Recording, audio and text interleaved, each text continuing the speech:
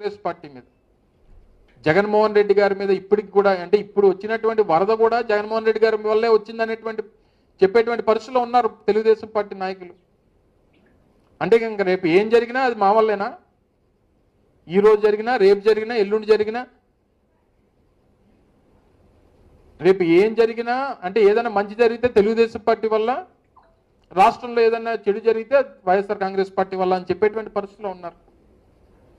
మాకు సంబంధించినటువంటి మాకున్నటువంటి వీక్నెస్ ఏంటంటే, మాకు కానీ మా పార్టీకి కానీ ఉన్నటువంటి వీక్నెస్ ఏంటంటే, మేము పబ్లిసిటీ చేసుకోలేము. మాకు పబ్లిసిటీ చేత కాదు.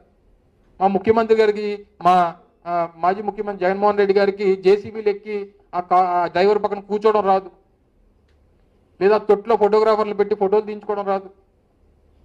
సో ఈ పబ్లిసిటీ మాకు చేత కాక మేము కొండంత చేసి గోరంత కూడా చెప్పుకోలేకపోయాం.